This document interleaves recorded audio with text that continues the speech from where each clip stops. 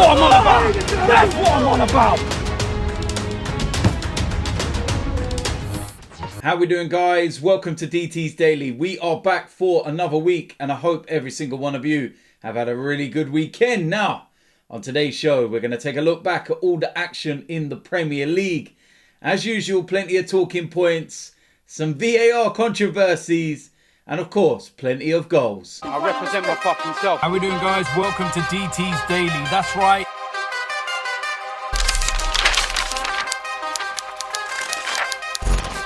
Now, before we get started with the results over the course of the weekend, one sad piece of news over the weekend, and that's former Watford, West Ham and Newcastle manager Glenn Roeder has sadly passed away at the age of 65 following a long battle with a brain tumour. So yeah, first and foremost, I want to send my condolences to his friends and family and all of the clubs that Glenn Roeder has been a part of, not just in a managerial sense, but also in his playing career as well. So sad piece of news, and I send my condolences, as I said, to everybody connected to Glenn Roeder. Now we're going to go and get into the action over the course of the weekend. And it was a very eventful weekend, that's for sure. We're going to go right back to Saturday, and it's a bit of a strange one because there was actually more games on a Sunday than there were on a Saturday. I suppose that's because of Europa League action. But let's go and get into the games on Saturday. Leeds United against Aston Villa. And this was a 1-0 win for Aston Villa. Another clean sheet for Aston Villa and Emi Martinez. And again, he was brilliant in this game. Leeds United will feel that they could have got something from it. But Aston Villa, that's another big 3 points for them. Now, this one was just absolutely insane. West Brom 1, Brighton 0. Where on earth do I start with this game? Bear with me on this.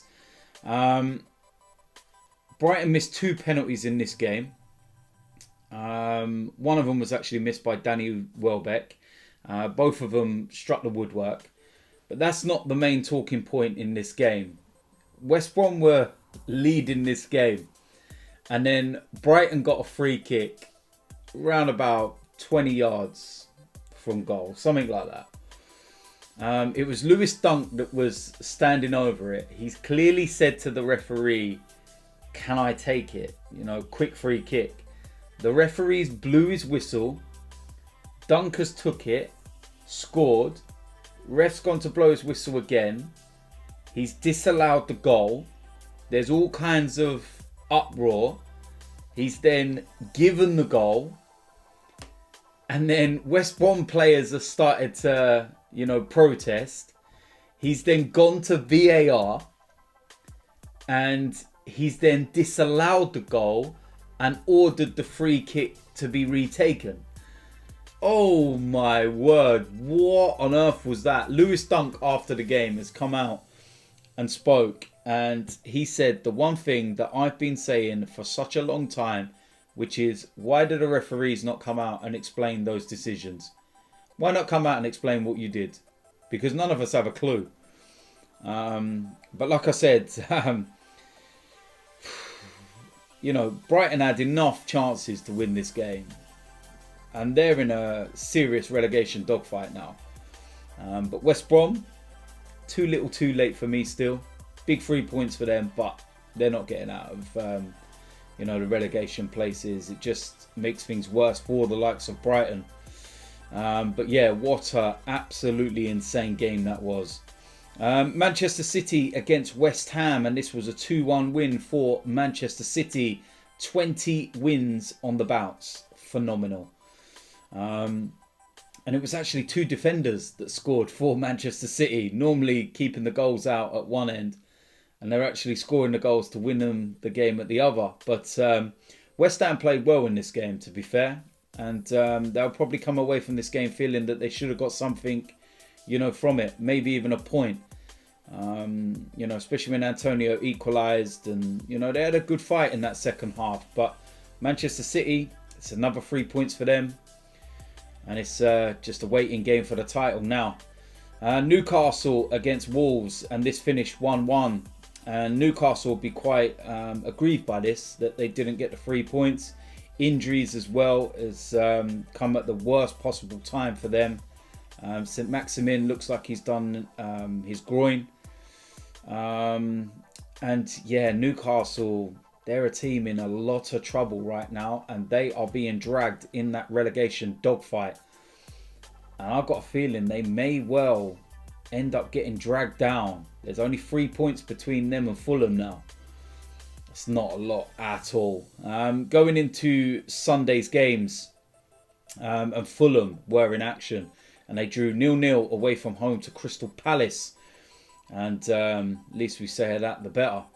Of course, Leicester against Arsenal. Brilliant 3-1 win for Arsenal. I've spoken about that in great length.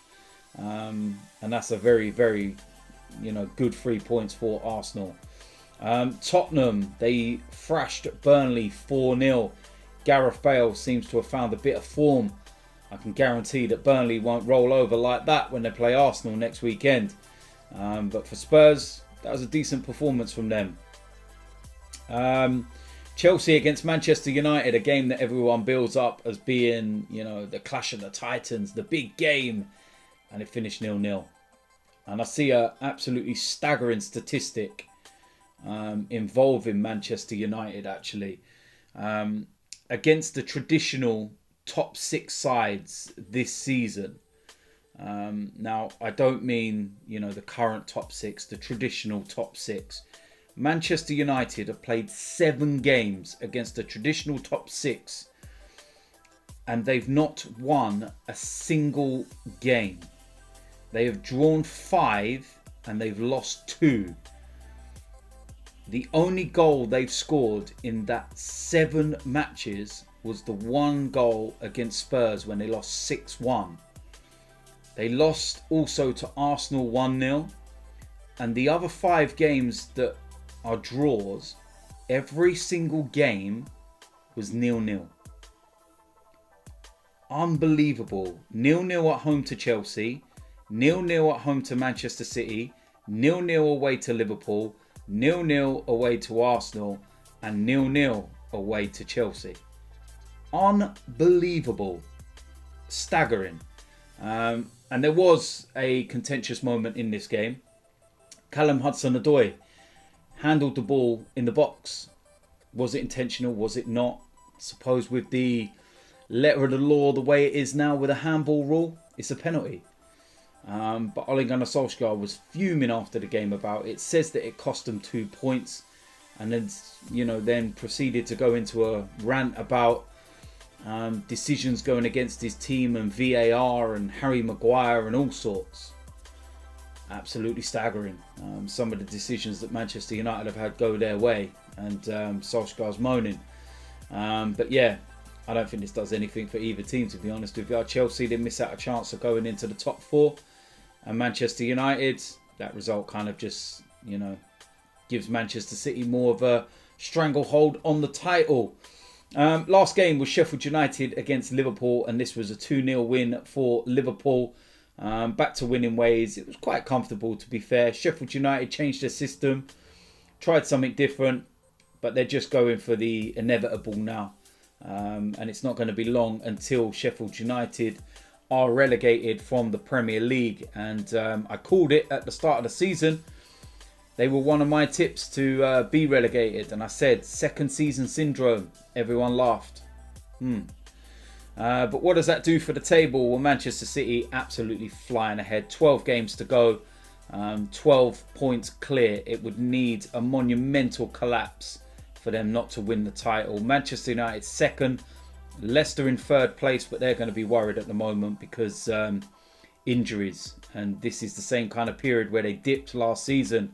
West Ham in fourth, Chelsea fifth, Liverpool sixth, but that's a valuable 3 points for them.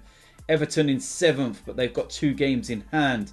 Tottenham in eighth, Villa in ninth, Arsenal in 10th.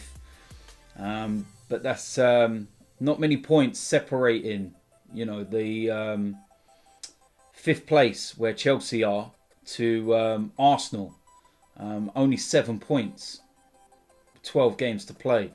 Still a lot to play for. Sheffield United, right at the bottom, 11 points. They're as good as finished.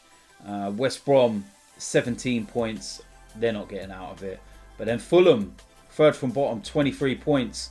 Newcastle, 26 points. Brighton, 26 points. Burnley, 28 points.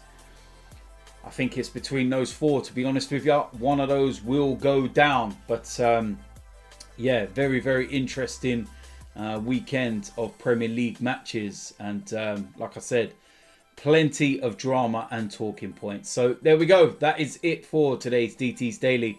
As usual, let me know in the comment section what you think about today's topics. If you're new around here, hit the subscribe button, smash a like on this video, and I will see you lot soon. I'm out of here.